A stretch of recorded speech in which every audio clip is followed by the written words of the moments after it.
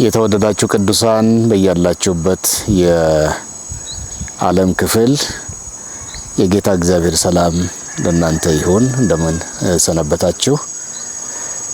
ከመላው የዲኤንኤ ኦፍ ዘ ኪንግደም ሚኒስትሪስ ቲም አባላት እንደዚሁም ደግሞ በየቦታው አግኝተን ካገለገልናቸው አብረናቸው የጌታን ጸጋ ከተካፈልን ቅዱሳን ወንድሞች፣ እህቶች፣ አባቶች፣ እናቶች፣ ወገኖቻችን ሁሉ ስም ሰላምታችንን እናቀርብላችኋለን። አጠገቤ ወይዘሮ ጽጌ ያለች አጭር ሰላምታ ከሰጠቻችሁ በኋላ ጥቂት ሐሳቦችን በሪፖርት መልክ የምንካፈልበት ጊዜ ይሆናል። የተወደዳችሁ የእግዚአብሔር ቤተሰቦች እንደምናችሁ? ደህና ናችሁ ወይ?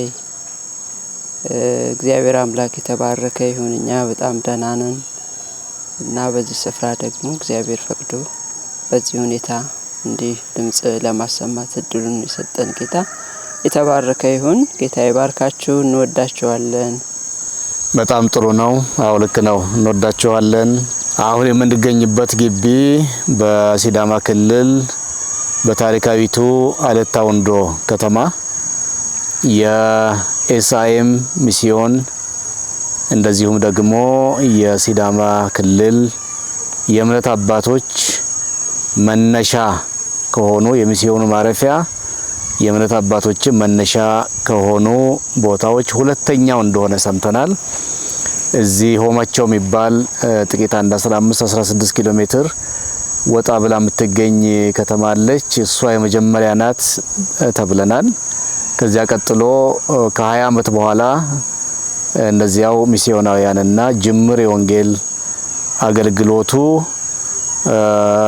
ይህንን ቦታ ገዝቶ በመላው ሲዳማ ክልል ዛሬ ሲዳማ ክልል የምንለው ማለት ነው ያኔ ሲዳማ ጠቅላይ ግዛት ወንጌልን ለማድረስ ይሄ ቦታ ሁለተኛው ዋና ሰፊውና ትልቁ ጣቢያ እንደሆነ ሰምተናል። ግቢው በጣም ነው የሚያምረው። የቆዩና ቅርብ ጊዜ እየበቀሉ እያደጉ ያሉ ዛፎች በአይነታቸው ይገኛሉ። በጣም ሰፊ ነው ግቢው፣ አረንጓዴ ነው፣ ነፋሻ ነው። ከዚህ ከጀርባችን ደግሞ በፊት ለፊቱ ክፍት የሆነ በሶስት ማዕዘኑ ደግሞ ግድግዳ ያለው የአምልኮ ቦታ ይገኛል። ሰሞኑን እዚህ የነበረን ኮንፈረንስ የአርብና ቅዳሜው ከዚህ ትንሽ ከፍ ብሎ በሚገኘው ጸሎት ቤት ነበር የተካሄደው። በኋላ ሲጠብ ትላንትና ከሰዓት በኋላ ወደዚህ ግቢ እንዲዛወር ተደርጓል። የህዝብ ብዛት ስለነበረ ማለት ነው። እና በጣም ድንቅ ጊዜ ነበረን። ከአርብ ምሽት ጀምሮ እንዳልኩት እስከ ትናንትና ምሽት ድረስ መጀመሪያ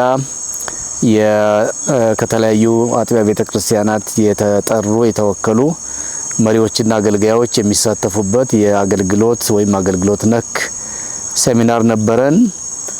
ከዛ በኋላ ደግሞ በምሽቱ ጊዜ ደግሞ ለሁሉም የሚሆን በየቦታው እንደምናደርገው አይነት አጠቃላይ የሆነ ትምህርታዊ ኮንፈረንስ ነበረን። በጣም በከፍታ ተጀምሮ በተሻለ ከፍታ ደግሞ ትላንትና ምሽት ተጠናቋል። የአገልግሎት አጋሪና ወንድሜ የሆነው ተስፋዬ ጋቢሶ መጋቢ ተስፋዬ ጋቢሶ አብረን ነበርን። ከ2-3 ሳምንታት በፊት በኔ ትውልድ ቦታ አሁን ደግሞ እዚህ የመጋቢ ተስፋዬ ጋቢሶ ትውልድ ቦታ በሆነውና ልጅነቱን ባሳለፈበት እንደነገረን ከሆነ ሃይ ስኩል የተማረው እስከ 8ኛ ክፍል ይመስለኛል የተማረው በዚህ ቅጥር ግቢ ውስጥ ነው። ትናንትናም ሲመሰክርልን ነበር። እቺ ከኋላችን የምናያት አዳራሽ መድረክ ላይ ነው የመጀመሪያ መዝሙሬን ከአንድ ጓደኛዬ ጋራ ወጥቼ መዝሙሬን ሲል የራሱን ሳይሆን የመጀመሪያ መዝሙር እንደ ሶሎ ዘማሪ ማለት ይቻላል፣ ግን ከአንድ ጓደኛው ጋራ የመጀመሪያ ፑልፒት ላይ ቆምኩበት ቦታ ነው ብሎ ትላንትና ሲመሰክርልን ነበር። እዚህ አዳራሽ ውስጥ ማለት ነው። መኖሪያ ቤቱም ከዚህ ወጣ ብሎ መንገዱ ላይ ይገኛል። እና በጣም ድንቅ ጊዜ አብረን አሳልፈናል። በጣም የተወደዱ ወንድሞች፣ አባቶች፣ እህቶች፣ እናቶች አብረው የጌታን ጸጋ ሲያካፍሉንም ሲካፈሉም ሰንብተዋል። እግዚአብሔርን ስለሁሉ እናመሰግነዋለን። ትልቅ የተሐድሶ በጣም ትኩረት የተደረገው እዚህ በህይወትና በኑሮ ተሐድሶ ላይ በክርስትና ኑሮ ተሐድሶ ላይ በህብረት ተሐድሶ ላይ ያተኮረ ጠንካራ ትምህርት ነበር የተላለፈው በዚህ ቦታ እና በጣም መልካም ጊዜ ነበረን። እግዚአብሔር መገኘት በትልቁ ይሰማን ነበር እና በዚህ ሁኔታ በድንቅና በድል አጠናቀን ዛሬ ወደ ቀጣዩ የአገልግሎት ጣቢያችን ለመንቀሳቀስ በዝግጅት ላይ እንገኛለን። ያለፉትን 2 ሳምንታት ጉዟችንና እግዚአብሔር የሰራቸውን ስራዎች በሪፖርት መልክ እንድታመሰግኑ አብራችሁን በጸሎት በሐሳብ ስለምትጓዙ እግዚአብሔርን እንድታመሰግኑ አብራችሁን ጥቂት ጠቆም ልናረጋችሁ ነው በዚህ ቦታ የተቀመጥ ነው። አስቀድሜ ከእግዚአብሔር ቃል ከሁለተኛ ቆሮንቶስ ምዕራፍ 2 ቁጥር 14 ጀምሮ ያለውን አነባለሁ በጌታ ስም። በሞባይል ለኢመርጀንሲ ካልሆነ እንዲሁ አንዳንድ አጋጣሚ ካልሆነ በስተቀር ማንበብ አልወድም። ከራሱ ከመጽሐፍ ቅዱስ ማንበብ ነው ደስታዬ እና እግረ መንገድ መጽሐፍ ቅዱሳችንን በመጽሐፍ መልክ ያለውን መጽሐፍ ቅዱሳችንን አክብረን እንድንይዝ ቤትም ቦታ በመድረክ ይሁን በመንገድ ይሁን በቤት ይሁን በሁሉም ቦታ እንድንይዘው እና ቃሉን ስናካፍልም ከሱ ከመጽሐፉ አንብበን እንዲሆን ምክሬ ነው። እንደምታውቁት ግን አሁን ለጊዜው ከመኪና ጋራ ስለወጣብኝ ነው የመጽሐፍ ቅዱሴና ቦርሳዬ እና አነባለሁ ከዚህ ከሞባይል ላይ ለጊዜው። ነገር ግን በክርስቶስ ሁል ጊዜ በድል አድራጊነት እያዞረ ለሚመራን የእውቀቱንም መዓዛ በእኛ አማካይነት በየስፍራው ለሚገልጥ አምላክ ምስጋና ይሁን ይላል። ከዚያ ቀጥሎ ቁጥር 15 ላይ ምክንያቱም በሚድኑትና በሚጠፉት መካከል ለእግዚአብሔር የክርስቶስ መዓዛ ነን። ቁጥር 16 ለሚጠፉት ወደ ሞት የሚወስድ የሞት ሽታ፣ ለሚድኑት ግን ወደ ሕይወት የሚወስድ የሕይወት ሽታ ነን ይልና ታዲያ ለዚህ ብቁ የሚሆን ማነው ብሎ ደግሞ ይጠይቃል። ከዚያም እኛኮ ትርፍ ለማግኘት ብለን የእግዚአብሔርን ቃል ቀላቅለው እንደሚሸቃቅጡት እንደ ብዙዎቹ አይደለንም። ነገር ግን ከእግዚአብሔር እንደተላኩ ሰዎች በክርስቶስ ሆነን በእግዚአብሔር ፊት በቅንነት እንናገራለን። እንደምታውቁት ብዙዎቻችን እንደምናውቀው ሐዋርያው ጳውሎስ ሐዋርያዊ ስልጣኑንም ሆነ ጥሪውን አጥብቀው ከሞገቱ ወይም ከተከራከሩ ወይም ላለመቀበል ካንገራገሩ ቤተክርስቲያናት መካከል የቆሮንቶስ ቤተክርስቲያናት ይገኙበታል እና ተግዳሮቶች ገጥመውታል በአገልግሎቱ ፊት እና እንደዚህ የመሳሰሉ ሞጋች የሆኑ ሐሳቦችን በቆሮንቶስ መልእክቱ ደጋግሞ ያነሳል። ለማንኛውም ያንን ዝርዝር ለመናገር ወይም ስለ ቆሮንቶስ መጽሐፍም ሆነ ስለ ጳውሎስ ለማስረዳት ሳይሆን የኛን የነዚህን 2 ሳምንታት ቆይታ እርግጥ ነው ተጀምሮ እስከ ዛሬ ድረስ ያለውን ማለት የሚቻል ቢሆንም ጠቅለል አድርጌ እዚህ 2 ሳምንቱን ሪፖርት በዚህ ቃል ቀዳሚነት ላቀርብላችሁ ስለፈለኩ ነው። ቁጥር 14 ደግሜ ባነበው ነገር ግን በክርስቶስ ሁል ጊዜ በድል አድራጊነት ይላል እያዞረ ለሚመራን የእውቀቱንም ሽታ ይላል በአሮጌው ትርጉም እዚህ ጋር የእውቀቱንም መዓዛ በእኛም አማካይነት በየስፍራው ለሚገልጥ አምላክ ምስጋና ይሁን። ነገር ግን በሚል ነው የጀመረው። ነገር ግን ያለበት ምክንያት እንደገባኝ ቁጥር 12 ላይ ክርስቶስን ወንጌል ለመስበክ ወደ ጢሮአዳ በሄደው ጊዜ ጌታ በር ከፍቶልኝ ነበር። ይሁን እንጂ ወንድሜን ቲቶን እዚያ ስላላገኘሁት መንፈሴ አላረፈም። ስለዚህ ተሰናብቻቸው ወደ መቄዶንያ ሄድኩ። መንፈሴ አላረፈም ወንድሜን ቲቶን ስላላገኘሁት።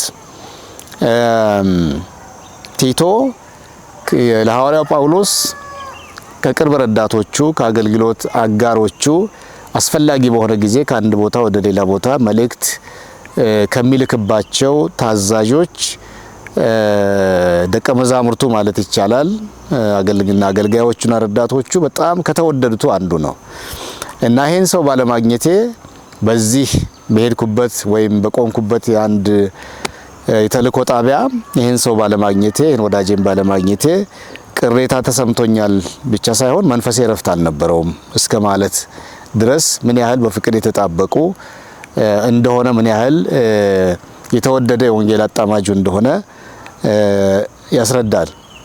ሌላም ቦታ ስለ ቲቶ በጣም ብዙ የሚሰጣቸው መልካም ምስክርነቶች አሉ እና ይሄን ሰው ባለማግኘቴ መንፈሴ አላረፈም። ነገር ግን ይላል ቢሆንም እና እንደዚህ የመሳሰሉ በአገልግሎት መንገድ ላይ የሚገጥሙኝ ጥቃቅንና ከፍም ያሉ ጠንከርም ያሉ ተግዳሮቶች እንዳሉ ቢሆንም እኛን ግን በክርስቶስ ሁል ጊዜ ድል በመንሳቱ እያዞረ ለሚመራን ይላል። በእኛም በዚህ 4 ዓመት ገደማ በፈጀው በቁጥር ደግሞ 7 ጊዜ ዓለምን ማለት በሚቻል መልኩ በዞርንበት ሚስዮናዊ ጉዞ አልፎ አልፎ ተግዳሮቶች አጋጥመውናል። ከጤንነት ጋር በተያያዘ ከተለያዩ አይነት ቴክኒካል ከሆኑ እክሎች ጋር በተያያዘ ውስጣዊም ሆነ ውጫዊ ተግዳሮቶች አሳልፈናል። የወንጌል አገልግሎት ምንም አይነት ተግዳሮት ምንም አይነት እንቅፋት ባይኖርበት ነው የሚደንቀው። መኖሩ የሚያስደንቅ አይደለም። ምክንያቱም በዚህ አገልግሎት የሚፈርሰው የሰይጣን የዲያብሎስ ምሽግ ነው። በዚያ ያጎራቸውና ያሰራቸውን ነፍሳት ተዋግተን ተዋድቀን ማስመለጥ ነው፣ መንጠቅ ነው የአገልግሎቱ ዋና ተልእኮ። የሰይጣንን የዲያብሎስን ድንበር ማጥበብ ወይም መግፋት፣ የጌታችንን የክርስቶስ ኢየሱስን ድንበር ርስት ደግሞ ማስፋት፣ እርሻውን ማስፋት ነው ተልእኮ እና ወንጌላችን የሰማይና የምድር አስታራቂ ነው። ሰማይና ምድርን ማለት እግዚአብሔርንና ፍጥረቱን በተለይም የሰው ልጆችን የማስታረቅ አገልግሎት ነው። አገልግሎቱ ሰዎችን ከእግዚአብሔር ጋር፣ ሰዎችን ከራሳቸው ጋር፣ ሰዎችን እርስ በርሳቸው የማስታረቅ አገልግሎት ነው የሰጠን እና ይሄ አገልግሎት ያለ እንቅፋት ሰተት ብሎ ቢሄድ ነው የሚገርመው። እንዲያውም እንደዛ በሆነ ጊዜ እንዴት ነው ልክ ነን ወይ ብሎ እንኳን መጠየቅ የሚያስፈልገው ያኔ ነው። ምንም ችግር የሌለ ጊዜ፣ ችግር ሲኖር ምንም ጥያቄ የለም። ወንጌል እየተሰራ ነው ማለት ነው፣ እየተሰበከ ነው ማለት ነው፣ በጽድቅ እየሄድን ነው ማለት ነው። የእግዚአብሔርን ሐሳብና ፈቃድ በትክክል እያገለገልን በእግዚአብሔር ፈቃድ ውስጥ ነን ማለት ነው። ተግዳሮቶች፣ እንቅፋቶች ሲያጋጥሙን ማለት ይሄ ሁሉ ሆኖ ግን ድል በመንሳቱ የሚገጥመንን ሁሉንም አይነት ተግዳሮት ውጫዊውን፣ ውስጣዊውን፣ ቴክኒካል ያልኳችሁን በአማርኛ ምን ተለዋጭ ቃል እንዳለው ስላልመጣልኝ ነው እና በሁሉም መንገድ የሚያጋጥሙንን ጤንነታችንን አስመልክቶ የሚያጋጥሙንን ፈተናዎች ሁሉ ጌታ እግዚአብሔር ድል በመንሳቱ ድል እንድንነሳ እያደረገ በየስፍራው እያዞረን እንገኛለን። በዚህ ዙረት የእውቀቱን ሽታ ወይም መዓዛ የማዳኑን፣ የጌትነቱን፣ የብቸኛ ጌትነቱን ምንም ተካፋይ የሌለበት ብቸኛ ጌትነቱን በእኛ እየገለጠ የእኛን የራሳችንን ሕይወት በመለወጥ አድኖ በመለወጥ ትራንስፎርም በማድረግ ወይም ከክብር ወደ ክብር ከአንድ ክብር ወደ ሌላ ክብር በመቀየር መዓዛውን ገልጦልናል። በእኛ ደግሞ ለሌሎች መዓዛውን እየገለጠ በሞት ሀገርና በሞት ጥላ መካከል በጨለማ በተቀመጡ በሐዘን፣ በትካዜ፣ በተስፋ መቁረጥ፣ በበሽታ፣ በኃጢአት፣ በልዩ ልዩ ችግር ተተብትበው ታስረው ያዳኝ ያለህ በሚሉ ሰባውያን ፍጥረቶች መካከል ሰዎች መካከል እግዚአብሔር መዓዛ አድርጎን የሱ መዓዛ ባለፍንበት ቦታ ሁሉ ሰዎች የእግዚአብሔር ሰዎች በዚህ ያለፉ፣ ወንጌል እዚህ ቦታ ተሰበከ፣ እዚህ ቦታ ተስፋ አለ፣ እዚህ ቦታ ብርሃን አለ፣ እዚህ ቦታ ሕይወት አለ፣ ነጻነት አለ፣ እዚህ ቦታ ሰላምና ረፍት አለ፣ ከእግዚአብሔር ጋር መታረቅ አለ፣ ከስራት መፈታት አለ ብለው ባለፍንባቸው ከተሞች እንደዚሁም ቆመን ባገለገልንባቸው ግቢዎች፣ መድረኮች እግዚአብሔር አምላክ በዙሪያው ለሚገኙ ማህበረሰቦች የመዓዛ ሽታ አድርጎን ቃሉ ነው የሚለው። እኛ የተለየን ፍጥረት ስለሆነን አይደለም። ጌታ በእኛ አድሮ ከሰራው እኛን ካደረገን ለውጦ ካደረገን ማንነት የተነሳ ማለት ነው። ምንም የሚያስመካ በስጋና በደም የተሰራ የሚሰራ ምንም ነገር የለም። ከሱ ከራሱ የተነሳ በሄድንባቸው ቦታዎች ሁሉ የመዓዛ ሽታ አድርጎናል እያደረገንም ነውና ለእርሱ ይህን ላደረገ አምላክ ምስጋና ይሁን ይላል። ከዚህ በተረፈ የሚሸቃቀጥ ወንጌል የለንም። ተቀይጦ ተመሳስሎ የሚነገር የግል አጀንዳ የለንም። የራሳችን የሆነ መልእክት የለንም። መልእክታችን ክርስቶስ ነው። መልእክታችን የመስቀሉ ቃል ነው። መልእክታችን ንጹህ የጠራ ወንጌል ነው። ምንም ድፍርስ የሌለበት፣ ምንም ቅልቅልና ቅይጥ የሌለበት ክርስቶስን ከማክበር መንግስቱን ከማስፋት ቅድም ባልኩት በዘረዘርኩት እስራት ባርነትና ጨለማ ውስጥ የሚገኘውን ህዝባችንን ወደሚደነቅ ብርሃን እንዲወጣ መንገድ ከማሳየት ከማገዝ ውጪ ምንም ሌላ አጀንዳ የለንም። ምንም ሌላ አጀንዳ የለንም። እግዚአብሔርን በጣም አድርገን እናመሰግናለን። ይህን ያየ አምላክ ደግሞ በብዙ እየረዳን ነው፣ በብዙ እያገዘን ነው፣ ከፊታችን እየቀደመ ነው፣ የሚድኑትን እያበዛልን ነው። በአብያተ ክርስቲያናቱ ተሐድሶን መነቃቃትን እያመጣ ነው። መነቃቃት ስንል ወትሮ የምናቀውን የሚገባንን አይነት ተነቃቅቶ መዘመር፣ በልሳን መጸለይ፣ ከዚያ የጸጋ ስጦታዎች የሚባሉ መገለጥ አለባቸው። ምንም እዛ ላይ ጥያቄ የለንም። ግን የሚባሉት እነዚህ የጸጋ ስጦታዎች ተገለጡ ተብሎ በሚነገርበት ጊዜና አካባቢ የሚባለውን አይነት መነቃቃት ይሄ በጣም አስፈላጊ ነው። ምንም ነቀፋ የለንም እዚህ ላይ። አሁን የምንለው መነቃቃት ግን ከተሐድሶ ጋር የተያያዘ ከንስሐ ጋር የተያያዘ ከእግዚአብሔርም እርስ በእርስም ከሚደረግ እርቅ ጋር የተያያዘ እንደምታውቁት ክርስትናችን ብዙ ነገር ያጠላበት ጊዜ ነው። በጣም ብዙ ነገር ያጠላበት ጊዜ ነው። ደጋግመን ይህንን ስለተናገርን ልናሰለቻቸው አንፈልግም። ክርስትናችን ላይ ብዙ ነገር አጥልተዋል። ብዙ ነገር ተቀይጠዋል፣ ተደባልቀዋል፣ ተቀላቅለዋል። ቀስ እያለ እንዲያውም ወደ ባህልነት እየተቀየረ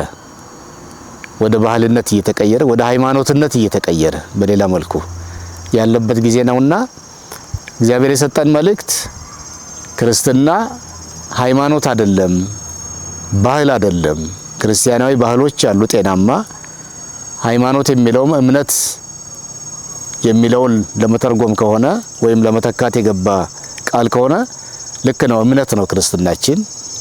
ግን ሃይማኖት፣ ዶግማ፣ ህግ፣ ስርዓት በስርዓት ድግግሞሽ፣ ልማድ አይደለም። ክርስትናችን ሁል ጊዜ ሕያው፣ ትኩስ፣ አዲስ፣ ብርቱ፣ የሚንቀሳቀስ፣ የሚሰራ የእግዚአብሔር ክብርና ክንድ የሚገለጥበት ድምፁ የሚሰማበት ሰዎች አሁን ቅድም በቃሉ እንዳየነው መዓዛውን አሽትተው እዚህ አካባቢ ክርስቶስ አለ፣ ቤተ ክርስቲያን አለች፣ እግዚአብሔርን የሚያመልኩ ሰዎች አሉ፣ የጽድቅ ሰዎች አሉ፣ የፍቅር ሰዎች አሉ፣ ሰላማውያን ሰዎች አሉ፣ አስተራቂዎች አሉ፣ ከኃጢአት ከነውር ከበደል ሌላው የዓለም ህብረተሰብ ኖርማል ብሎ ትክክል ብሎ ከያዘው የህይወት ዘይቤ የተለየ ህይወት ያላቸው የተለየ አኗኗር የሚኖሩ ሰዎች አሉ። እዚህ አካባቢ ጠረናቸው ይሰማናል፣ መዓዛቸው ያውዳል አካባቢውን የሚባል ህይወት በውስጡ ያለ ህይወት እንጂ ሳምንታዊ ስብሰባ ከዚያ የታቀዱ ፕሮግራሞችን አሳክቶ መመለስ እየቆየ ይሄ ነው ወደ ባህልነት ወደ ሃይማኖትነት እየቀየረ ያለና ከእንዲህ አይነቱ ልማዳዊ ድግግሞሽ አብያተ ክርስቲያናት ቅዱሳን አማኞች ሲወጡ እያየን የክርስትናን ትኩስነት ህያውነት መዓዛውን እንደገና እያሸተቱ ይሄን ነበረ ያጣነው ይሄ ነገር በጣም እየራቀ ነበረ እግዚአብሔር እንደገና እየመለሰን ነው የሚሉ ምስክርነቶችን እየሰማን ያለንበት ድንቅ ጊዜ ላይ ነው ያለነው። ይሄ ሲሆን በተደጋጋሚ እያየን ነው በየሄድንባቸው አብያተ ክርስቲያናት ከተሞች ሁሉ። እግዚአብሔርን እጅግ አድርገን እናመሰግናለን።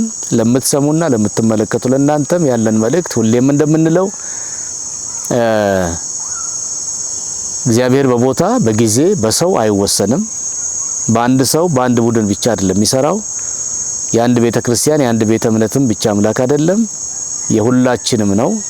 በሁሉም ቦታ ይገኛል። በያላችሁበት ቦታ ይህንኑ የተሐድሶ እሳት መለኮስ ትችላላችሁ። የተሐድሶ እንቅስቃሴ ማነሳሳት ማነቃቃት ትችላላችሁ። እርስ በርስ መነጋገር ትችላላችሁ። ከቤተሰቦቻችሁ አባላት፣ ከሚቀርቧችሁ ጓደኞቻችሁ፣ አብራችሁ ከምታገለግሉ አገልጋይ ወንድምና እህቶች፣ ምእመናን፣ የቤተ ክርስቲያን አባላት እርስ በእርስ መነጋገር ይቻላል ብቻ ሳይሆን ጊዜውም ነው። ይሄ ጊዜ ካለፈ እንደምታውቁት አንድ ነገር የአንድ ወቅት ነው። ዝም ብሎ በዚህ ምድር ላይ ዘላለም የሚኖር ነገር የለም ከራሱ ከእግዚአብሔርና ከወንጌሉ ሌላ እና ይሄ ጊዜ እግዚአብሔር ለምድራችን አብያተ ክርስቲያናትና አማኞች ያመጣው ለየት ያለ የተሐድሶ ጊዜ ነው። ይሄን ጊዜ ማሳለፍ ማለት ለትልቅ ኪሳራ ለትልቅ ውድቀት በምንም መልኩ ሊመለስ ለማይችል ትልቅ ውድቀት እንዳይዳርገን ይሄ ጊዜ የተሐድሶ ጊዜ ነው። ራሳችንን የምናይበት ጊዜ ነው። እንደምታውቁት በ16ኛው መቶ ክፍለ ዘመን እነ ማርቲን ሉተርና ሌሎች የአውሮፓ ወጣቶች ያስነሱት ተሐድሶ የምንለው ታሪክ አለ። ከሮማን ካቶሊክ ቤተክርስቲያን ወንጌል አማኞች ተለይተው የወጡበት የተሐድሶ ታሪክ ሁላችንም እናውቃለን። በዚህ የተሐድሶ ታሪክ ሙሉ በሙሉም ባይሆን በአብዛኛው ማለት በሚቻል መልኩ አስተምህሮ ወይም ዶክትሪን ታድሷል። የዶክትሪን ተሐድሶ ወይም አስተምህሮ ተሐድሶ ተካሂደዋል። ምንም ጥያቄ የለውም። በዚህ ምክንያት የዓለም ክርስቲያኖች በሁለት ጎራ ተከፍለዋል፣ ፕሮቴስታንት እና ካቶሊክ በሚል። አሁን ከ500 ዓመታት በኋላ የሚያስፈልገን የዶክትሪን ያስተምህሮ ተሐድሶ ሳይሆን የህይወት ተሐድሶ ነው። የባህሪ ተሐድሶ፣ የግንኙነት ተሐድሶ፣ የጽድቅ ኑሮ ተሐድሶ የሚያስፈልገን ጊዜ ላይ ደርሰናል። ብዙ ሙት ነገሮችን እያጠራቀምን እንደማይንቀሳቀስ የኩሬ ውሃ ብዙ ሙት ነገሮችን እያጠራቀምን ያለንበት ጊዜ ነው። በዚህ በክርስትና ህይወታችን የሞቱ ነገሮች እየተጠራቀሙ መዓዛ ሳይሆን መጥፎ ሽታና ጠረን እያሰማን ያለንበት ጊዜ ስለሆነ ይሄን የተሐድሶ እንቅስቃሴ ወይም ሙቭመንት የምንለምናችሁ ሁላችሁም ስራዬ ብላችሁ ስራችን ብለን ሁላችንም በያለንበት ማቀጣጠል ያለብን ጊዜው አሁን ነው። ከ500 ዓመታት በኋላ በመካከለኛው ምስራቅ ወንጌልና ወንጌላውያን ቤተክርስቲያናት የሉም ማለት ይቻላል። የወንጌልም የቤተክርስቲያንም መነሻ እዛ ስለሆነ ከዚያ ቀጥሎ ወደ መካከለኛው እስያ ወደሚባለው ዛሬ ቱርክ የሚባለው ሀገር ወዳለበት አካባቢ ነው ወንጌል ሄደው እንደምታውቁት በሶሪያ በኩል አድርጎ እነዚያ ጠንካራ ታላላቅ ብርቱ ቤተክርስቲያናት የነበሩበት የገላትያ ቤተክርስቲያናት የሚባሉ የእስያ ቤተክርስቲያናት የሚባሉ የነበሩ ቤተክርስቲያናት የነበሩበት ያ ዓለም ዛሬ ወንጌልም ወንጌላን አማኞችም የሉም ማለት የሚቻልበት አሳዛኝ ደረጃ ላይ ነው የሚገኘው። 99 ወይም 99.9 ከመቶ ሌላ እምነት ያለበት የተንሰራፋበት አካባቢ ነው እንደምታውቁት። ወንጌል ቀጥሎ ወደ አውሮፓ ምድር ነው በግሪክ በኩል አድርጎ በሮም በኩል አድርጎ የዛሬ ጣሊያን ማለት ነው እስከ ምዕራብ ጫፍ እስከ አትላንቲክ ውቅያኖስ ድረስ አውሮፓ የሚባለው አህጉር ማለት ነው። ዛሬ በአውሮፓ ምድር እንደ መካከለኛው ምስራቅና እንደ መካከለኛው እስያ ባይሆንም ወንጌል እና ወንጌላን አማኞች በትክክሉ ህይወት ያለው የሚንቀሳቀስ ወንጌል የለም ማለት ይቻላል በመላ አውሮፓ። እግዚአብሔር በሁሉም ስፍራ በሁሉም ዘመን ቅሬታዎች አሉት። ቅሬታ የለም ማለት አይደለም፣ ጨርሶ አንድም አማኝ የለም ማለት አይደለም። ግን እንደ ወንጌልና ወንጌላን ቤተ ክርስቲያናት የተስፋፉበት አካባቢ እንደመሆኑ ከታሪክ ዛሬ መላው አውሮፓ ባዶ ነው ማለት ይቻላል። ወንጌል ከአውሮፓ በኋላ አትላንቲክን ተሻግሮ ቅርብ ዘመን የተመሰረተችው አሜሪካ የምትባለው አህጉር ነው የሄደው። እንደምታውቁት አሜሪካ ከተመሰረተች ወደ 300 ዓመቷን እየደረሰች ነው። ከዚህ ከ300 ዓመታት በኋላ ዛሬ የአሜሪካ ምድር በትልቅ ፍጥነት በጣም አስፈሪ በሆነ ፍጥነት ወንጌል እና ወንጌላን ቤተክርስቲያናት በቁልቁለት ጉዞ ላይ ይገኛሉ። ከአሜሪካም ከአውሮፓም ከአውስትራሊያም ሚስዮናውያን በእግዚአብሔር ፈቃድ ተጠራርተው በ19ኛው መቶ ክፍለ ዘመን በ20ኛው መቶ ክፍለ ዘመን ወደ አፍሪካ እና ወደ ተለያዩ የእስያ ሀገሮች ወደ ላቲን አሜሪካም እንደዚሁ ተጉዘው ወንጌል ሰብከዋል። ቤተክርስቲያናት ተመስርተው በአፍሪካ በላቲን አሜሪካ ጠንካራ ቤተክርስቲያናት ተመስርተዋል። አሁን ከ100 ዓመታት በኋላ በላቲን አሜሪካም ሆነ በአፍሪካ ጠንካራ ቤተክርስቲያናት አሉ። እንቅስቃሴ አለ። አዳራሾች በተካፋዮች በተሳታፊዎች ይሞላሉ። ምንም ጥያቄ የለውም። የአፍሪካ ቤተክርስቲያናት አስፈሪ አደጋ ምንድነው? ህንጻ ይገነባል፣ ትልልቅ ስብሰባዎች ይካሄዳሉ፣ ጩኸቶች አሉ፣ መዝሙሮች አሉ። ግን የህይወት ጥራት የጽድቅ ኑሮ ላይ ትልቅ ጥያቄ አለ። ሁሉም ነገር ከጥቅም ከክብር ከወንበር ከስልጣን ጋራ ተያይዞ የመንግስት አስተዳደርም እሱ ነው።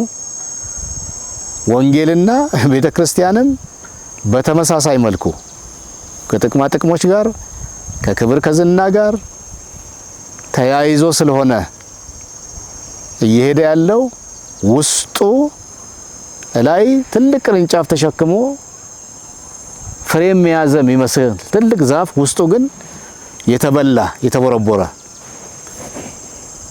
እና ይሄ የተሸከመው ቅርንጫፍ ራሱ ትንሽ ነፋስ በመጣ ጊዜ ሊጥለው ይችላልና ያስፈራል።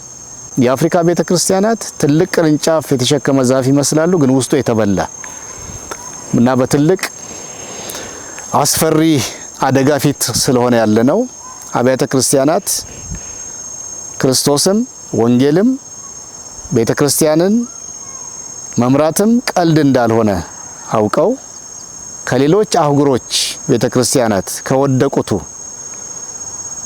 ታሪክ ተምረው እና ተምረን ይሄ ነገር ወደ አህጉራችን ወደ ኮንቲኔንታችን ከመግባቱ በፊት ምን እናድርግ የሚባባሉበት ጊዜ ጠበብ ስናደርገው ደግሞ ኢትዮጵያውያን አማኞች በአገር ውስጥም ከአገር ውጭም በያለንበት አሁን ያለንበት ሁኔታ እጅግ በጣም አስፈሪ ነው። አንተ ደግሞ ታከራለህ፣ እይታህ ሙሉ አይደለም፣ ትክክል አይደለም የሚለኝ ይጠፋል ብዬ አላስብም። ምክንያቱም ሙቀቱን በየቦታው ያለውን ግርግሩን የህዝቡ ብዛት ሲያይ ምንድነው የምታወራው ሊለኝ ይችል ይሆናል። እግዚአብሔር እድሜ ከሰጠን ከጥቂት 10 ዓመታት በኋላ የሚሆነውን እናያለን። የኔ ማሳሰቢያ እንደ አንድ ታናሽ ሰው ለተሐድሶ ውስጣችን ለመፈተሽ እና ይሄን መጥፎ ጠረን እያወጣ ያለውን ውስጣችን የታመቀውን የታፈነውን የተዘጋውን ነገር ምን ከፋፍትበት ጌታችን እንዳለ እንደ ብልህ ነጋዴ ከጀልባው ላይ ወይም ከመረቡ ላይ ጊዜ ያለፈበትን የተበላሸውን ነገር እያወጣ ይጥላል ወደ ገበያ ከመድረሱ በፊት አላስፈላጊውን ነገር እንደሚል ክፉ ጊዜ ከመምጣቱ በፊት ይሄ ትልቁ ዛፍ ብዙ ቅርንጫፍ የተሸከመ ትልቅ ዛፍ የነፋስ አደጋ መጥቶ ከመውደቁ በፊት አሁን ውስጣችንን የምንፈትሽበት ጊዜ እንደሆነ ደጋግሜ አጥብቄ አበክሬ እያሳሰብኩ እገኛለሁ። በዚህ መልእክት የምትከታተሉኝ በየትኛውም የዓለም ክፍልና በአገር ቤትም ያላችሁ እህቶች፣ ወንድሞች፣ አባቶችና እናቶች፣ መሪዎች፣ አገልጋዮች ሁላችሁም ከግል ህይወታችን ጀምሮ ቤትና ቤተሰባችን ከዚያ ቀጥሎ እንሰበሰብባቸው ቤተክርስቲያናት የምናገለግልባቸው መድረኮች ሁሉ ሁነኛ የሆነ ተገቢ የሆነ የታሰበበት ፍተሻ እንዲደረግና በጊዜ ሌሎች ባለፉበት መንገድ ከማለፋችን በፊት በጊዜ ተሐድሶ እንድንጀምር አሁንም ደጋግሜ እንደማረገው በጌታ ፍቅር አሳስባለሁ። ስለምትሰሙኝ እና ከየቦታው መልካም የሆኑ ፊድባኮች፣ ሪፖርቶች እንደምንሰማው ሰምተው የሚጥሉ የሚገፉ እንዳሉ ሁሉ ስራዬ ብለው ይሄ ነገር እውነት ነው ብለው የሚሰሙም እንዳሉ ለውጦችም እንቅስቃሴዎችም እንዳሉ እንሰማለን። በአይን ከምናየው ውጪ ማለት ነው። እኛ ራሳችን በአካል ተገኝተን የሚሆነውን እያየን ያለ ነው። እግዚአብሔርን የምናመሰግንበት ብዙ የለውጥ የተሐድሶ እንቅስቃሴ አለ። ከዛ ውጪ እኛ ባልደረስንባቸው ቦታዎች መልእክቶች እየደረሱ ለውጦች እንዳሉ እንሰማለን። ብዙ የማበረታቻ መልእክቶች እናገኛለን። ስለምትጸልዩልን አብራችሁን ደግሞ ስለምትጓዙ እግዚአብሔር የሰማይ አምላክ ይባርካችሁ። ተሐድሶን አስመልክቶ እና የወቅቱን ክርስትናችንን አስመልክቶ ለጊዜው ለዛሬ ያለኝ መልእክት ይሄ ነው። ባለፉት 2 ሳምንታት ከዛ በፊት ያሉትን አልፎ በየሶሻል ሚዲያ ገጾቻችን ላይ ስላስቀመጥን የዚህ 2 ሳምንቱን ብቻ በጣም ድንቅ የሆነ ጊዜ ስላሳለፍን ደግሞ በጣም ትልልቅ ስራዎች ስለተሰሩ የዛሬ 2 ሳምንት በዚህ በደቡብ ኢትዮጵያ በሀዲያ ዞን ቸቾ የሚባል አንድ የገጠር ገበያ ውስጥ ነበር ወንጌል የሰበክ ነው። የአንደኛውን ክፍለ ጊዜ 2 ትልልቅ ጌታን እንዲቀበሉ መድኃኒትና ጌታቸው አድርገው እንዲቀበሉ ትልልቅ ጥሪዎች ያደረግንባቸው 2 ጊዜዎች ነበሩ።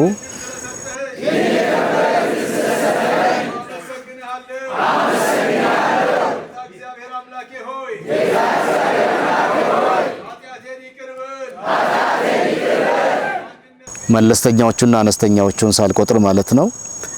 የመጀመሪያውን ጊዜ ትክክለኛ ቁጥር አላገኘንም፣ ግን በአይን እይታ ከ100 የማያንስ ሰው ወደፊት ጌታን ለመቀበል መምጣቱን በእንባ መጸለያችንን አስታውሳለሁ። ሁለተኛው ዙር ጥሪ ባደረግን ጊዜ በሁለተኛው ቀን ላይ ግን ወደ 163 እንደቆጠሩ መሪዎቹ አገልጋዮቹ ነግረውናል እንደመዘገቡ እና እንግዲህ ከ260 270 አካባቢ ብንደምረው ይሆናል ማለት ነው። በዛ ኮንፈረንስ በዛ ቆይታችን በዚያች የገጠር ከተማ የምትመስል ግን ገበያ ቦታ በተሰበከ ወንጌል ይሄን ያህል ሰው ሕይወቱን ቀሪ ዘመኑና ኖሮውን አዳኝ ጌታ ለሆነው ለኢየሱስ ክርስቶስ መስጠቱን ያውም በእንባ ምናልባት በሶሻል ሚዲያ ገጾቻችን ላይ ፎቶግራፋቸውን ልታዩ ትችላላችሁ። ቆመው ጌታን መቀበል እንደ ድፍረት እየቆጠሩ መንበርከክ ነበር የሚፈልጉት። እኛ እያበረታታን በአንድነት ለመጸለይ እንዲመቸን ተነሱ እያልናቸው ምን ማለት ነው? ጌታን መቀበልም ሆነ ንስሐው ከልብ እንደሆነ ልባቸው ተነክቶ እንደነበር በእንባ በሰቀቀን ነበር የሚናዘዙትና ይህን ድንቅ ስራ እግዚአብሔር አሳየን። በአብያተ ክርስቲያናቱ ትልቅ መነቃቃትና ቅድም ያልኩት ተሐድሶ መንፈስ አይተናል። ከዚያ ወጥተን ወደ የወረዳው አስተዳደር ወደሚገኝበት ከተማ ነበር የሄድነው ሰኞ ቀን። ወደዚያ ከተማ የሄድንበት ምክንያት ከዛ 2 ሳምንት በፊት እኔ በተወለድኩበት አካባቢ በነበረን ኮንፈረንስ መጨረሻ መዝጊያ ላይ ጠቅላላ የወረዳው አመራሮች ከ12 በላይ የሚሆኑ ሰዎች ዋና አስተዳደሩ፣ ምክትል አስተዳደሩ፣ የመንግስት ተጠሪው እና የካቢኔቱ በሙሉ ተሰብስበው ወደዛ ወደምናደርገው ኮንፈረንስ እና ወደ ትውልድ ቦታዬ መጥተው ነበርና እዛ በጣም መልካም ድንቅ የሆነ ጊዜ ያሳለፍን። አብዛኛዎቹ ወንጌል አማኞች ናቸው። የተወሰኑ በሌላ የክርስትና እምነት ያሉ ነበሩ፣ ግን አብዛኛዎቹ ወንጌል አማኞች ናቸው እና በአጠቃላይ የነበረን ከነሱ ጋር የነበረን የውይይት ቆይታ በጣም ደስ የሚል ጊዜ ነበር። መንፈሳዊ ጭውውት ነበረን ስለምንዞርበት የወንጌል አገልግሎት ጉዟችን እና አሁን ስለጀመርነው የተሐድሶ አገልግሎት አንዳንድ መረጃ ሰጠናቸው። ከዚህ አገልግሎታችን ጋር አብሮ ሰብአዊ አገልግሎትም ልማት ነክ የሆኑ በጣም የተጋነነ ትልልቅ ነገር ባይሆንም በጤና፣ በትምህርት፣ በንጹህ ውሃ መስኮች ጥቃቅን በጣም ትንንሽ የሆኑ አስተዋጽኦችን ለማድረግ ሙከራ እንዳለ ያንን አስረድተናቸው ነበርና በጣም ልባቸው ተነክቶ እግዚአብሔርን ማመስግነው እኛንም ማመስግነውን በወረዳው ዙሪያ እንዴት አብረን ልንሰራ እንደምንችል አንዳንድ ሀሳቦችን አነሱ። እነሱም እኛም ደግሞ ያለንን ሸክምና ፍላጎት ቢያንስ ምኞቱ አለን። ምንመኘውን ሁሉ ማሳካት አንችል ይሆናል። እግዚአብሔር የረዳንን አቅማችን የቻለውን ያህል ጥቃቅን ስራዎችን ለመስራት በብዙ ቅዱሳን እርዳታ በግል ቤተሰቤም በተለይ ደግሞ በልጆቼም ጭምር ማለት ነው እርዳታ ጥቃቅን ነገሮች ለመስራት ያለንን ሙከራ እያደረግን ያለው ሙከራ ከነገርኳቸው በኋላ ይሄንኑ ወረዳ አቀፍ በሆነ ሁኔታ እንዴት እናስፋው ተባብረን የሚል አጀንዳ ነበር የተነሳው መጨረሻ ላይ። እሺ ይሄንን ለማድረግ በስብሰባና በንግግራችን መጨረሻ ላይ ይሄን ለማድረግ በወረዳው ውስጥ አጠቃላይ የመንግስት ቢሮዎች ኃላፊዎች እስከ ቀበሌ ወርዶ ማለት ነው። ከዚህ ሌላ የሃይማኖት ተቋማት የሙስሊሙም፣ የኦርቶዶክሱም፣ የፕሮቴስታንት ቤተክርስቲያናትም መሪዎች፣ በወረዳ ውስጥ ያሉ የንግዱ ማህበረሰብ አባላት፣ በወረዳ ውስጥ የሚንቀሳቀሱ መንግስታዊ ያልሆኑ የልማት ተቋማት ተጠሪዎች ወይ መሪዎች፣ ኃላፊዎች ካሉ እነዚያን ሁሉ የሚያጠቃልል አንድ ስብሰባ እናድርግ፣ አንድ መድረክ ይኖረን የሚል ስምምነት አድርገን ነበር። እዛ ትውልድ ቦታዬ ድረስ በመጡ ጊዜ ማለት ነው። እንግዲህ ከቸቸው ኮንፈረንስ በኋላ ጌጃ ወደምትባል የወረዳው አስተዳደር ወደሚገኝበት ከተማ የመጣ ነው። ያንን ያቀድነውን ስብሰባ ከተጋበዙ አሁን ካልኳቸው የማህበረሰብ ክፍል ተጠሪዎች ጋር ለማድረግ ነው። ከኮንፈረንሱ በኋላ በማይመች የገጠር መንገድ ነርተን ወደዛ ቦታ የመጣ ነው። ወደዛ ከተማ ስንመጣ ብዙ ያልጠበቅነው ነገር ገጠመን። መጥፎ አይደለም፣ ጥሩ ነገር ማለት ነው። በጣም የተለየ አቀባበል፣ በጣም ትልቅ አክብሮት የተሞላበት እንደው ይበዛብናል የምንለው አይነት አቀባበል ነበር ያደረጉልን። በዚች ጌጃ በምትባለው ከተማ በጣም ትልቅ አክብሮት የሞላበት ፍቅር የሞላበት አቀባበል አደረጉልን እና በዚያ በጣም ጥሩ የሆነ ውይይት ጊዜ አደረግን። አንዳንድ እቅዶችንም አቅደን ከዚሁ ከልማትና መንፈሳዊውና ልማቱን አንድ ላይ ባዋህደ መልኩ በወረዳ ውስጥ እንዴት እናገልግል የሚል ነው እንግዲህ አጠቃላይ አጀንዳችን። በዛ አጀንዳ ዙሪያ በጣም ትልልቅ ውሳኔዎችን ወስነን ወረዳ አቀፍ የልማት ማህበር እንድናቋቁም ለዚህ ልናቋቁም ላሰብነው የልማት ማህበር የመጀመሪያ የመነሻ ጥናት የሚሰሩና የሚያቀርቡልን ወገኖችን እንምረጥ ተባብለን ከተከላላ ከወረዳው በወረዳ ውስጥ የመንግስትንም የልማትንም መንፈሳዊውንም ስራ ከሚያንቀሳቅሱ የማህበረሰቡ መሪዎች ጋራ ሆነን ሁሉንም ያማከለ አንድ አስተባባሪ ኮሚቴ ለወረዳው ልማት ማህበር የሚሆን አስተባባሪ ኮሚቴ ወይም ደግሞ ቡድን እንሰይም ተባባልን። በዛ ስብሰባ ላይ አልጨረስንም። የወረዳው አስተዳደርና የሚመለከታቸው ክፍሎች ጊዜ ወስደው ማን ከማን ይሻላል የሚለውን ጊዜ ወስደው ይህንን አስተባባሪ ቡድን እንዲሰይሙ ተስማምተን በሌሎች አካሄድ ነክ ጉዳዮች ላይ ስምምነት ላይ ደርሰን በጣም ድንቅ የሆነ ፌሎሺፕ አሳልፈን እንግዲህ የተለያዩ ሃይማኖት ክፍሎች የተወከሉበት የመንግስት ተቋማት የተወከሉበት ቢሆንም ስብሰባው ስንጀምር በጸሎት ስንጨርስ በጸሎት እና በቡራኬ ነበርና እንደዚህ አድርገን የጌጃ ከተማ ሰኞ ያለፈው ሰኞ ቆይታችን እንግዲህ ዛሬ ሳምንት ማለት ነው ቆይታችን እንዲህ ባለ ሁኔታ ተጠናቀቀ። እግዚአብሔርን አመስግነን ጨረስን። ከዚያ እንግዲህ ይህንን ሰኞ ለታ በጌጃ ከተማ ያደረግነውን ከነዚህ የህብረተሰብ መሪዎች ጋራ እና ከመንግስት ኃላፊዎች ጋር ያደረግነውን ድንቅ ቆይታ አጠናቀን ምሽቱን ወደ ትውልድ ቦታዬ ተጉዘን ነበር ያደርነው።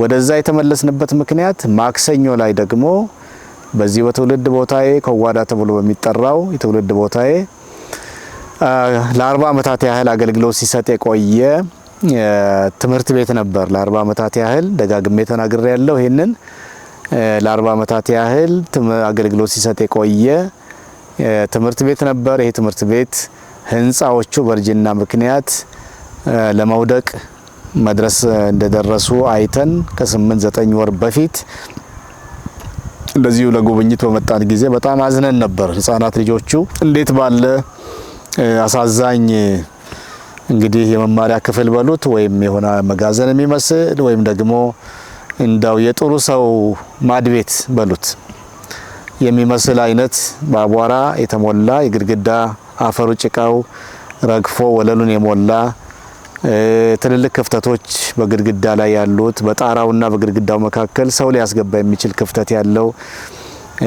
ወለሉ የተሰነጣጠቀ አፈር በአፈር የሆነ በጣም አሳዛኝ ሁኔታ ላይ ደረሰ ነበር። ለ40 ዓመታት ያህል አገልግሎት ሲሰጥ የቆየው የመማሪያው ህንጻ ወይም ቤት ከአፈርና ከጭቃ የተሰራ እና ያን ሁኔታ ለመቀየር ሁለተኛ ደግሞ ተማሪዎቹ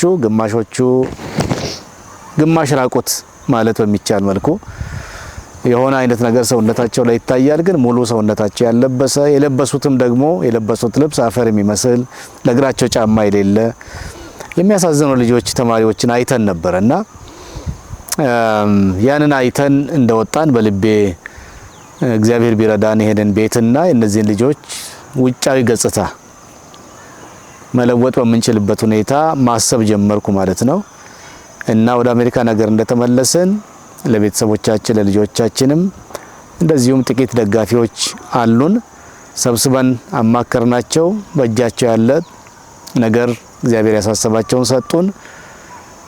በመንገዳችንም ላይ እንደዚሁ ጌታ የሚሰጠንን ጥቃቅን ነገር ጨማምረን በጣም በሚያስደንቅ ፍጥነት የአመቱ ትምህርት ያው እንደምታውቁት ግንቦት መጨረሻ ሰኔ አጋማሽ ይዘጋል እና ትምህርቱ ከተጠናቀቀ የትምህርት አመቱ ከተጠናቀቀ በኋላ ከዚያ በኋላ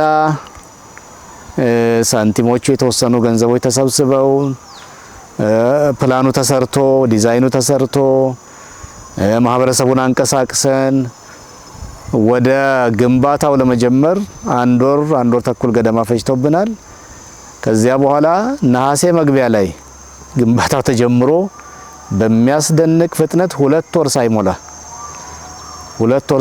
2 ብሎክ በብረት በብሎኬት ተደርጎ በጣም ድንቅ ሆኖ ተሰርቶ በሁለት ወር አይሞላም 2 ወር ተሰርቶ ተጠናቆ ያለፈው ማክሰኞ እሱን ለማስመረቅ ነው ካልኳችሁ የጌጃ ቆይታችን ወደዛ ሄድ ነው እና አሁንም የወረዳው አጠቃላይ አመራሮች ጥሪ የተደረጋላቸው እንግዶች ከሆሳና ከተማ ከሌላም አካባቢ ከዛች ትምህርት ቤትና እዛች ከትምህርት ቤቱ ጋር አብራ ከተመሰረተችው ቤተ ክርስቲያን ጋራ ታሪካዊ ንክኪ ያላቸው በአገልግሎት በልዩ ልዩ መንገድ በዛ ታሪክ ውስጥ አሻራቸውን ያኖሩ የእምነት አባቶች ወንድሞች ከሩቅ ከቅርብ የተጋበዙ መጥተው በተገኙበት ወንጌል ተሰብኮ በዝማሬ እግዚአብሔርን በድንቅ ሁኔታ አምልከን ይሄ እንግዲህ ሁሉም አይነት የማህበረሰብ ክፍል ባለበት ማለት ነው። ምክንያቱም ተማሪዎቹ የአማኞች ልጆች ብቻ አይደሉም። የሙስሊም ልጆች አሉ፣ የኦርቶዶክስ ልጆች አሉ፣ ሌሎችም እና እነዚያ ሁሉ ወላጆች ከየእምነታቸውን እንደያዙ በተገኙበት እንደዚህ የመንግስት ተጠሪዎች በተገኙበት ከሩቅ የተጋበዙ እንግዶች በተገኙበት ድንቅ በሆነ ሁኔታ የገነባነውን ትምህርት ቤት ህንጻ አስመርቀን እንደዚሁም እንዳልኩት ባለፉት 40 ዓመታት ከልማቱም ሆነ ከመንፈሳዊ አገልግሎቱ ጋር በተያያዘ የማይፋቅ ደማቅ አሻራ ያላቸው ወገኖችም ሪኮግናይዝ የሚደረጉበት ወይም ደግሞ አገልግሎታቸውን ድካማቸውን ጥረታቸውን የምናስብበትና ማስታወሻ ሰርቲፊኬትም ሆነ ሌሎች ስጦታዎች የምንሰጥበት በጣም ድንቅ የሆነ ጊዜ ነበረን እና እንዳልኩት ወንጌል ተሰብከዋል። ጌታን በዝማሬ አምልከናል። በጣም ድንቅ ጊዜ አንዲት አነስተኛ ትምህርት ቤት ህንጻ የሚመረቅበት ሳይሆን አንድ ትልቅ የኢንዱስትሪ ፓርክ ወይም ደግሞ አንድ ትልቅ ሰማይ ጠቀስ ህንጻ የሚመረቅ ነበር የሚመስል ድምቀቱ እና ከእግዚአብሔር ጋር የተያያዘ ስለሆነ ከወንጌል ጋር የተያያዘ ስለሆነ ከነፍስ መዳን ጋር የተያያዘ ስለሆነ ታሪኩ ከሰማይ ጋር የተነካካ በመሆኑ ምክንያት ነው እንጂ ህንጻው ትልቅነት አልነበረም። ትልቁ እግዚአብሔር ደግሞ በመካከላችን ስለነበረ ይህን የመሰለ ድንቅ ጊዜ አሳልፈን ማክሰኞ ዕለት ማለት ነው። ከዚያ በኋላ እንግዲህ ወደ ማረፊያችን ወደ ሆሳና ከተማ መጣን። ከዚያ እንግዲህ አሁን ወደ ምንገኝበት ወደ አለታ ወንዶ ተጉዘን ላለፉት 4 ቀናት እዚህ ድንቅ የሆነ ጊዜ አሳልፈን አሁን ጨርሰን ወደሚቀጥለው ደግሞ ጉዞ ለማድረግ በዝግጅት ላይ እንገኛለን። በአጠቃላይ እንዳነበብኩት አሁንም አጠቃላይ የምፈልገው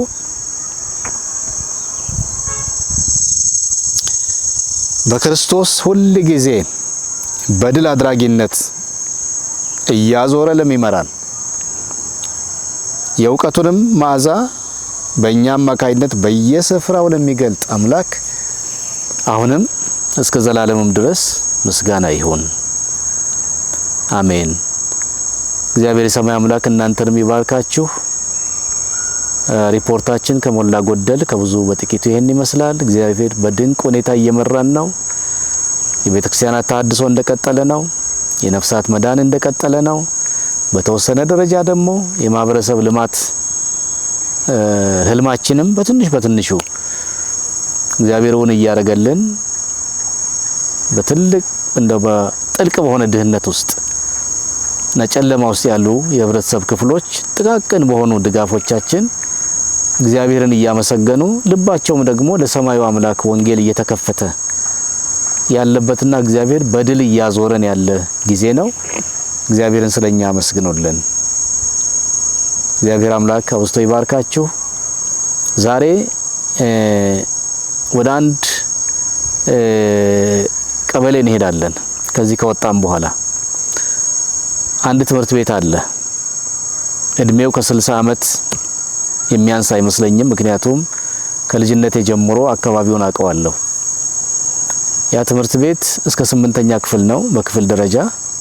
በጣም ብዙ መቶ ተማሪዎችን ይዟል።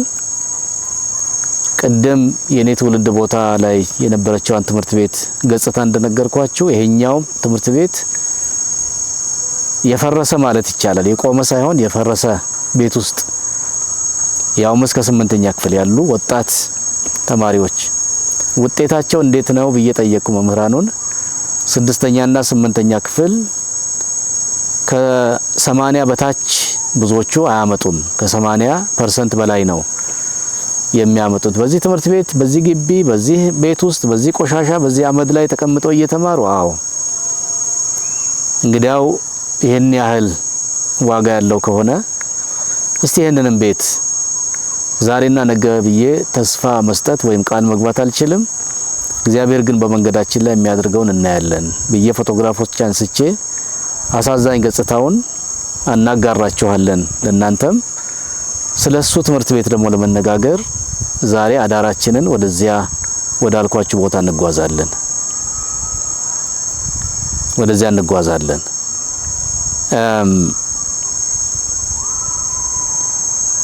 ዘራችንን መዝራት ካለብን የእውቀት ዘር፣ የወንጌል ዘር፣ የጽድቅ ዘር፣ የመልካም ባህል፣ የመልካም አስተሳሰብ፣ የፍቅር፣ የአንድነት ዘር መዝራት ካለብን ፈርታይል የሆነ ወይም ደግሞ በሳል የሆነው እርሻ ፈርታይል ግራውንድ የት ነው ብትሉ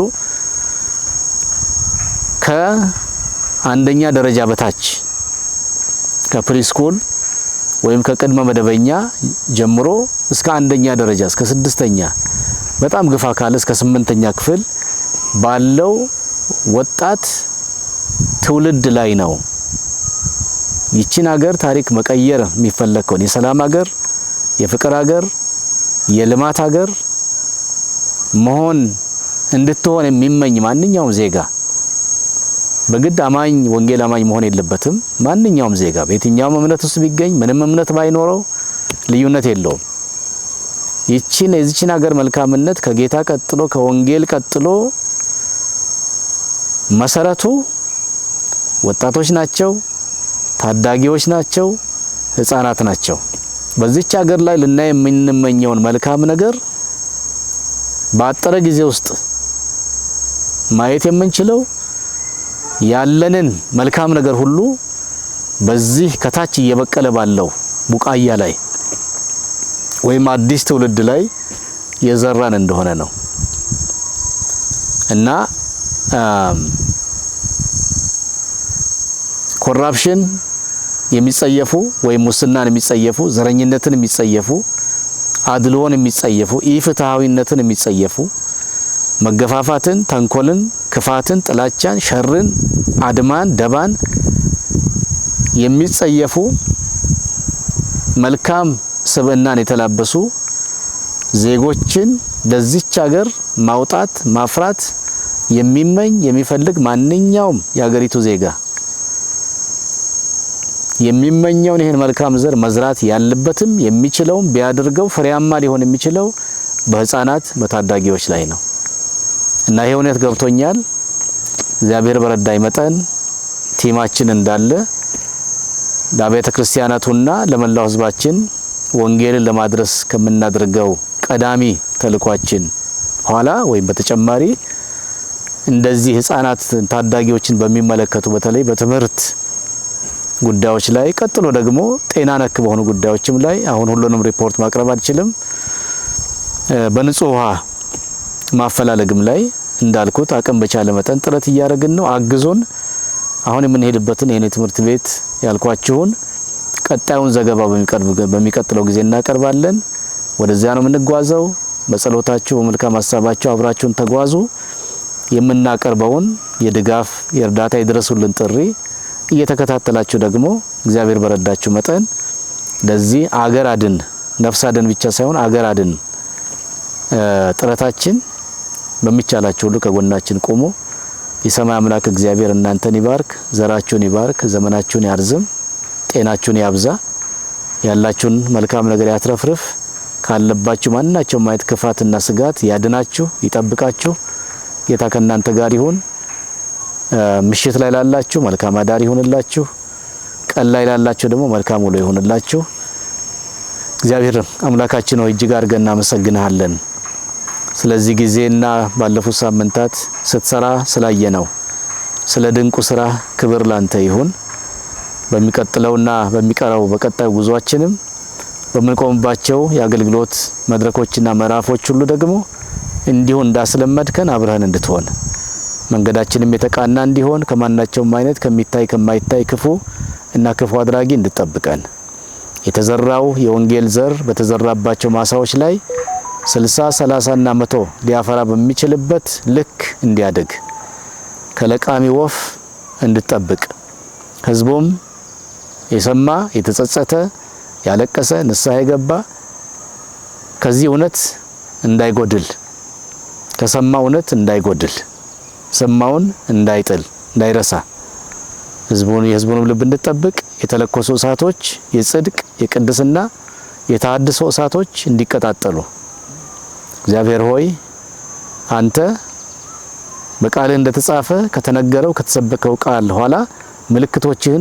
ተአምራቶችን እንድታስከትል የዳኑ ነፍሶችም እንደዚሁ በገቡት ንስሐ እንዲቆሙ ተተክለው ለምልመው አብበው ፍሬ እንዲያፈሩ አምላካችን ሆይ የተጀመሩ የልማት ጥረቶችም እንደዚሁ ፍሬያማ እንዲሆኑ በሁሉም እንድትረዳን አብረን እንድትሆን ይህን የተቀመጥንበትን ግቢ ያገለገልንበትን ከተማ ህዝቡን ቤተክርስቲያናትን ሁሉንም አደራ ላንተ አሳልፈን እንሰጣለን። ክብር በሰማይ በምድር ላንተ ይሁን በጌታችን በመድኃኒታችን በኢየሱስ ክርስቶስ ስም አሜን። መልካም ነገር በዘመናቸው ላይ አድርግ። መልካም ነገር በሚኖሩበት ቦታ ሁሉ ይሁን። መልካም ነገር ጋር ለልጆቻቸው ይሁን። እግዚአብሔር አምላካችን አሁን ወጥቶ ይሄዳሉ። የእግዚአብሔር እጅ የእግዚአብሔር ክንድ የእግዚአብሔር ጥበቃ የእግዚአብሔር መንፈስ ከነሱ ጋር ይሁን። ይወጣሉና ቀድሜ ጌታ ውጣ። መንገዳቸው የሰላም መንገድ ይሁን። ጎዳናቸው የሰላም ጎዳና ይሁን። ዘመናቸው አመታቸው ቤታቸው አገልግሎታቸው በክርስቶስ ኢየሱስም የተባረከ ይሁን። አምላካችንና አባታችን ዳግም ደግሞ ወደዚህ ምድር ለማምጣት ሲያስቡ እግዚአብሔር መልካም ፈቃድ ይሁን። እንደገና እንድንገናኝ እርደን። ጌታ ሆይ ስለባረከን እናመሰግናለን። አሁን ወጥቶ ይላሉ ጌታ አብረህ ከነሱ ጋር ቀድመህ ውጣ። መንገዳቸው ፊት ለፊት ይውጣ። ፊት ለፊት የሚወጣ ክፉ መንፈስ በክርስቶስ ኢየሱስም የታሰረ ይሁን። ጥፋት ኃይሎች ከመንገዳቸው የተወገደ ይሁን። ጎዳናቸው መንገዳቸው ሁሉ መልካም ይሁን። እናመሰግናለን። ክብር ለአንተ ይሁን በጌታችን በመድኃኒታችን በኢየሱስ ክርስቶስ አሜን።